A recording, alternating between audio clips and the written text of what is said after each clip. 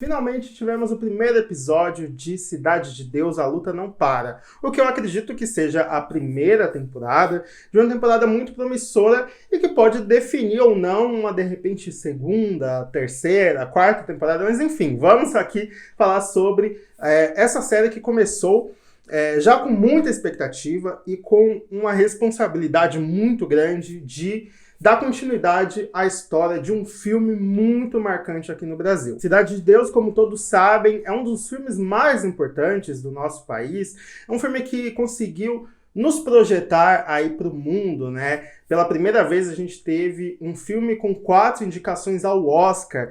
E é de fato um filme muito excelente, um filme muito bem feito e que é referência não só aqui no Brasil, como também lá fora. E aí nessa onda de remakes e de continuações, tivemos a notícia de que fariam uma série sobre Cidade de Deus, dessa vez chamada Cidade de Deus, A Luta Não Para, e queria trazer de volta alguns personagens muito marcantes no filme, como no caso do nosso queridíssimo Buscapé. Eu já havia assistido o primeiro episódio da série numa pré-estreia, num evento muito legal, e eu já fiz vídeo aqui falando sobre as minhas primeiras impressões sobre esse episódio. Vou deixar o link do vídeo aqui na descrição. Então chegou a vez de eu fazer um vídeo aqui mais detalhado, com spoilers, enfim, contando alguns arcos e algumas coisas que eu achei sobre esse episódio. E antes, se você não for inscrito, por favor, se inscreva. Eu falo muito sobre filme, sobre série, e vou falar, claro, sobre Cidade de Deus, A Luta Não Para. Lembrando que os episódios vão ser lançados todo domingo lá na HBO, né, na Max, no caso,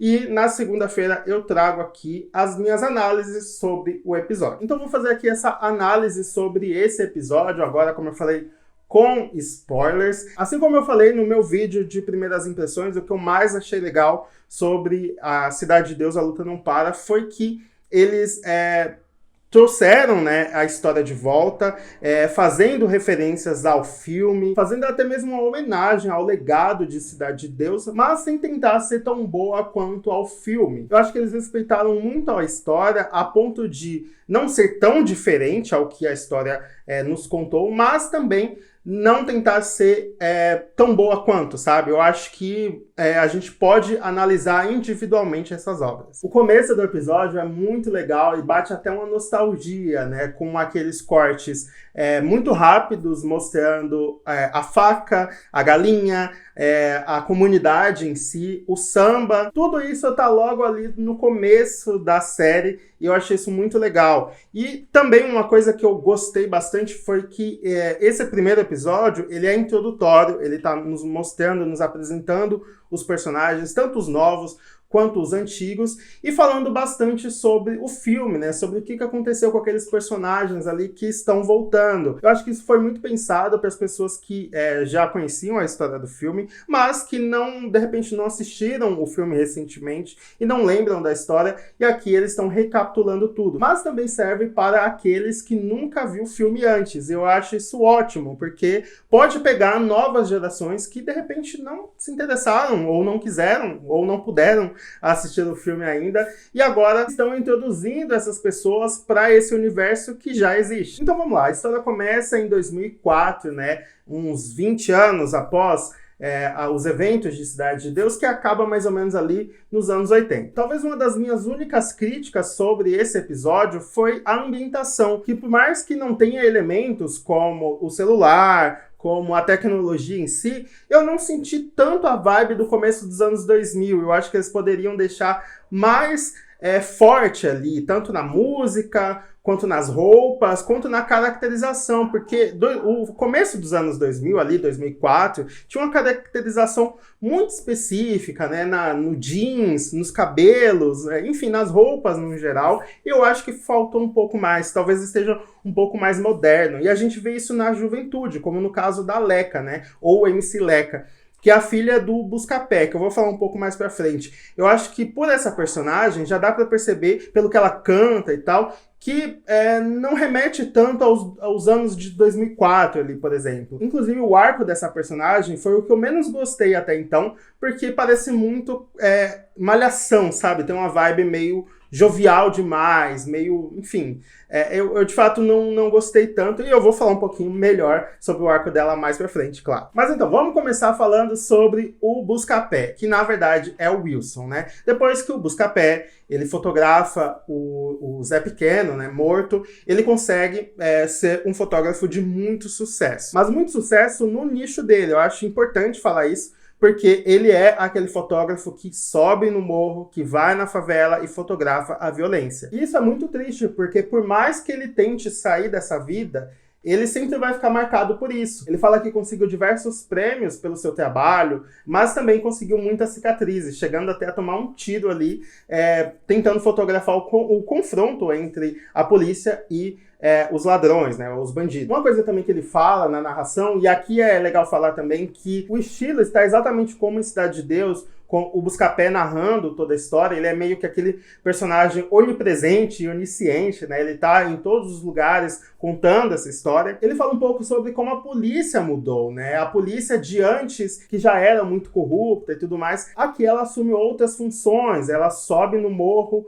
mais violenta, com outras habilidades, que no caso é o BOPE, né? A gente conhece, claro, o BOPE pelo filme do BOPE, mas aqui a gente pode ter uma outra perspectiva sobre essa polícia que o Buscapé promete falar um pouco mais pra frente. Não é tão falado nesse episódio, mas com certeza durante a temporada a gente vai ver mais sobre a polícia. Então o episódio começa com o Buscapé ali correndo, né, atrás da polícia. Ele fala que no filme ele corria atrás das galinhas, e aqui ele corre atrás da polícia para poder fotografar esses confrontos. Quando ele volta lá pro escritório para apresentar as fotos, que muito provavelmente vão para as capas dos jornais, ele fala que ele tá cansado disso, ele não tem mais idade. Porque sim, gente, o Buscapé envelheceu, né? Foram 20 anos depois.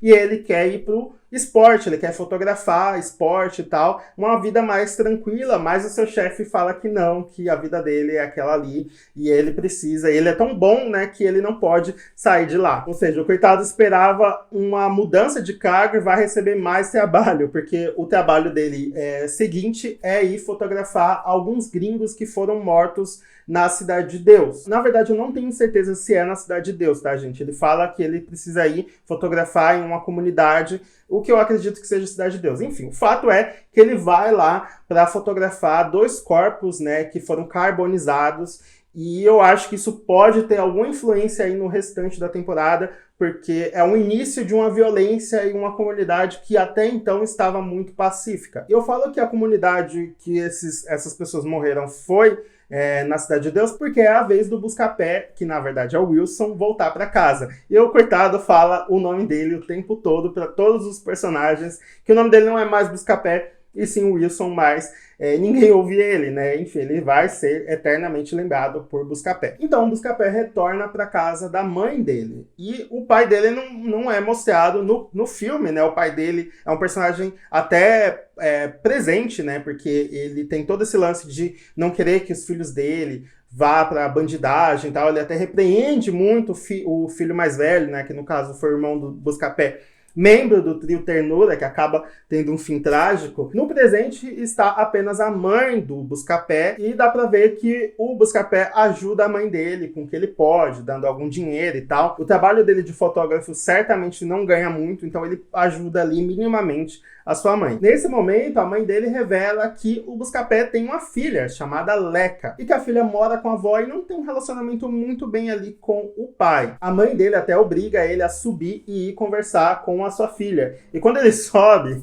ele acaba vendo a sua filha ali, digamos, dançando de uma forma saliente ali uma música. Ela é uma cantora, uma MC, ela canta funk, e é aí que eu falo que é uma das minhas críticas. A música que ela canta parece uma música de hoje em dia, sabe? Parece uma música que a gente ouviria aqui nos dias de hoje, e não uma música lá de 2004.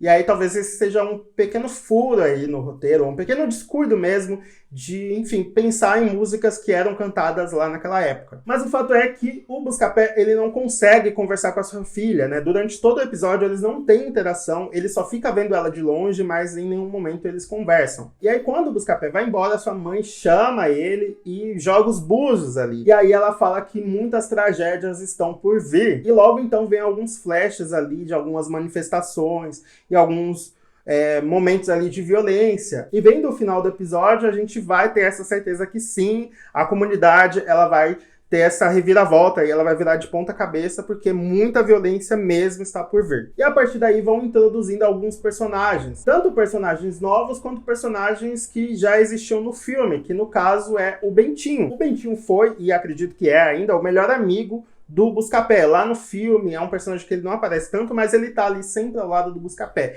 Eles até tentam assaltar um ônibus e uma farmácia juntos. Aqui o Barbantinho se tornou presidente da Associação de Moradores lá da Cidade de Deus e tá se candidatando para vereador. E ele é um cara descrito como um cara muito gente boa, que até o Bené, que era lá o melhor amigo do Zé Pequeno, ficaria orgulhoso dele. E o Buscapé vai de encontro a ele para justamente tentar ajudar ele, fotografando ele na comunidade e tal, para ajudar na sua eleição. E aí os dois vão passando por alguns lugares que vai fazer com que a gente vá conhecendo esses personagens. Tem, por exemplo, a Cíntia, que é uma personagem lá do filme, e ela era namorada do Mané Galinha, e o Zé Pequeno se interessou por ela, e aí pelo fato dela não querer ele acaba humilhando o Mané Galinha, e por causa disso o Mané Galinha acaba entrando por crime e vira toda uma guerra. A gente sabe muito bem que no filme o Mané Galinha morre, mas a Cíntia não. E a Cíntia carrega um filho dele, e aqui o filho dele se chama Delano. Ele é professor de jiu-jitsu lá na comunidade,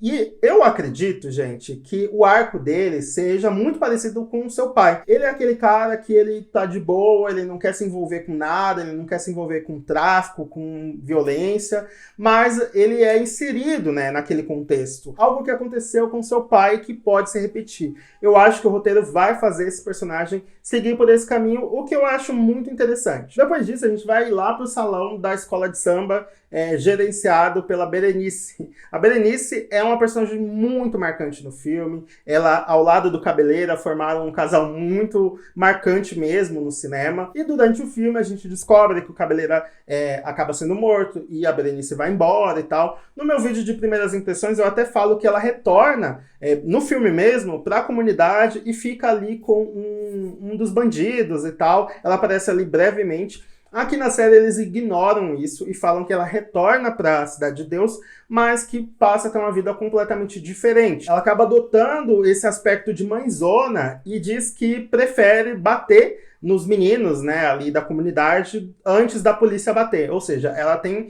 essa missão de consertar esses meninos, de dar juízo para eles, para que eles não sigam pro caminho do crime. E também ela tem um namorado que parece que é envolvido também com os bandidos. Algo que deixa ela muito incomodada, né? Quando vê ele ali ao lado das pessoas, dos caras com arma e tal, ela começa a ficar muito brava e eles brigam e tudo mais. Nesse momento a gente acaba conhecendo o Curió, que é interpretado pelo Marcos Palmeira. O Curió ele não aparece no filme, claro, mas no contexto ele já estava ali à espreita, né? À espreita de a liderança ali da comunidade cair para ele poder assumir. Quando o Zé Pequeno acaba morrendo pelos garotos da Caixa Baixa, o Curió percebe que as crianças não vão conseguir dominar a favela e é aí que ele entra. Ele acaba dominando tudo e usando essas crianças como os seus brinquedos, né? Como os seus fantoches, para cuidar ali das bocas e tudo mais. Um deles, claro, é o Braddock, mas eu vou falar um pouquinho mais pra frente do Braddock. Nesse momento ali no episódio que o Curió aparece, a gente descobre que ele é um cara muito gente boa, que ele não quer violência e coisas erradas na sua favela, ele quer que tudo siga na paz e tudo mais, e ele parece ser um cara bem gente boa. Ele trata todo mundo bem, apesar da Berenice parecer claramente que não gosta dele. O Curió tá planejando uma festa muito grande da sua filha, que fez 15 anos. Ele até fala que vai contratar a MC Leca, que é a filha do Buscapé, para cantar na festa, e também espera que o Buscapé fotografe tudo. O Buscapé dá pra ver, claro, que ele não quer estar muito envolvido ali nas coisas da comunidade, ele mora agora na Zona Sul, ele só vai lá para poder fotografar e também visitar a sua família e amigos, mas ele não quer estar envolto de nada. Claro que isso na série vai mudar, ele vai ser inserido nessa guerra que está para acontecer, isso assim, sem dúvidas. E é então que a gente vai pro arco do Braddock, que parece que vai ser um dos personagens mais explorados aí nessa temporada. O Braddock, ele foi preso por algo que ele não cometeu. Ele vai falar depois que é um BO que ele acabou assumindo do Geninho. Mas ele fica lá na cadeia por bastante tempo, por anos até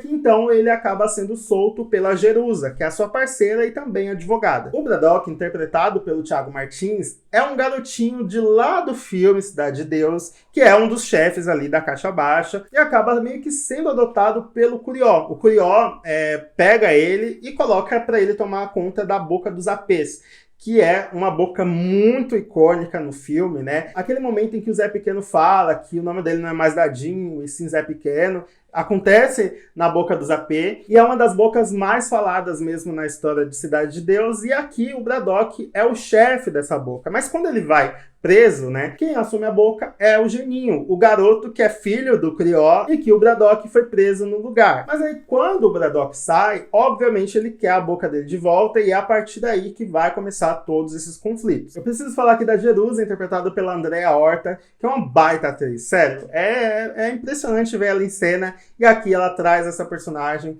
que, sério, ela deu todo um brilho ali pra história, porque o que ela faz no final do episódio é sensacional. Mas enfim, os dois chegam lá na festa da filha do Curió, e o Curió fica muito feliz em ver o Braddock solto, né? Enfim, é um filho dele que ele considera um filho e tal. Só que o Braddock tá ali o tempo todo tenso, ele tá com sangue no olho, ele quer voltar pra atividade, ele quer voltar pra sua boca e tal. E aí que vem bordões que são muito usados lá no filme, eu acho isso muito legal, que é quem falou que a boca é tua, né? Isso é usado em alguns diálogos ali, principalmente em um diálogo entre o Curió e o Braddock. E aí, a partir disso, a gente vai se encaminhando aí pro final do episódio, né, que é esse embate entre o Braddock e o Curió. O Curió o tempo todo fala pro Braddock ter calma, que ele acabou de voltar e que o Geninho tá cuidando da boca dele, e que o Braddock pode contar com ele pra qualquer coisa, mas que no momento é importante ter calma.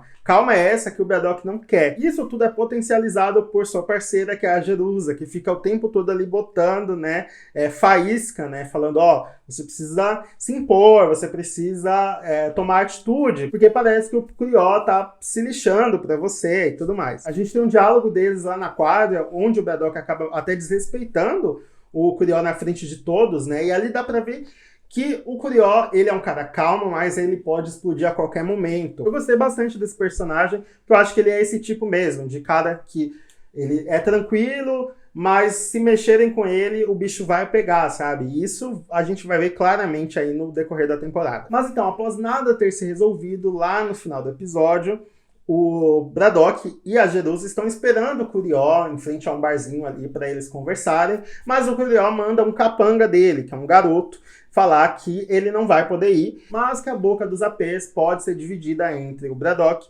e o Geninho, né? Os dois vão ter que trabalhar em conjunto. Quem toma a atitude é a Jerusa, falando que nada disso, não tem acordo, a boca é do Braddock. O garoto acaba xingando a Jerusa e a Jerusa pega a arma e dá um tiro na cabeça dele. Gente, esse momento é muito bom. Sério, eu acho que não tinha gancho perfeito pro próximo episódio do que esse. Eu assisti, como eu falei, na pré-estreia, numa sala de cinema, e foi muito legal assistir com todo mundo, porque todo mundo ficou muito chocado com esse final. Porque, primeiro, a cena é muito visual, tipo, dá pra ver o tiro, o sangue e tal. E outra que ninguém esperava por aquilo, um tiro a queima-roupa ali, sabe? Eu achei muito, muito legal, assim. Dá mesmo aquela sensação de, poxa, quero ver o que vai acontecer a partir de agora. E o que vai acontecer é, de fato, uma guerra, né? Porque ali foi claramente o Braddock e a Jerusa declarando guerra pro Curió. Quero muito ver como que isso vai seguir, porque o Braddock é um cara, ele tá sozinho, né? Só tá ele e a sua parceira. Como que ele vai lidar ali com o Curió e seus diversos capangas cheios de armas? E certamente o Braddock agora ele não vai querer só a sua boca, né? Só a boca dos apês. Ele vai querer ser o chefão de tudo. E aí a gente vai ver essa disputa por poder, e eu acho isso muito legal. Um personagem que eu não falei aqui, mas ele aparece no episódio, é o Reginaldo Cavani, mais conhecido como Cabeção, que no primeiro filme ele aparece, ele é o policial corrupto, que ele mata um dos caras que entregava armas, né, pros bandidos, e ele também solta o Zé Pequeno em troca de propina. Então é um personagem que ele é corrupto e agora ele está na política, né, o que só fez ele mudar de profissão. Ele fala na televisão sobre o caso dos turistas que morreram. Então é aí que eu acho que isso pode ter repercussão aí ao longo da temporada. Quero muito ver como que esse personagem vai entrar na história, se vai ser um arco à parte pra gente ter um pouquinho mais de fora, né, da comunidade, ou se ele vai acabar entrando ali junto dessa guerra com todo mundo. No trailer a gente vê que o Buscapé, a Berenice e a Cíntia são personagens que vão estar ali no meio desse conflito e vão estar fugindo, vão estar correndo e tal. Então a gente vai ver muita coisa da perspectiva deles. Eu acho que o elenco tá muito legal, o Thiago Martins é um ótimo ator, e a Andrea Horta, como eu falei, é uma atriz sensacional, os dois têm muita química, e eu acho que eles vão ser esses personagens ali que a gente vai torcer até, sabe? Acho que eles são tão bons que a gente vai torcer para eles conseguirem o que eles querem, que é o topo ali da cadeia alimentar da Cidade de Deus. Eu quero saber de vocês o que vocês acharam desse primeiro episódio, se vocês gostaram, se vocês estão animados para essa temporada. Lembrando que a temporada vão ter 6 episódios, que vão ser lançados todo domingo à noite, às 10 horas, se eu não me engano, lá no stream da Max. Toda segunda-feira vai ter análise dos episódios aqui no meu canal, e eu espero vocês aqui pra gente comentar e falar muito sobre essa série. Se você puder deixar o like, me ajuda bastante, e compartilhar pra todo mundo que gosta desse tipo de conteúdo. Até a próxima, tchau!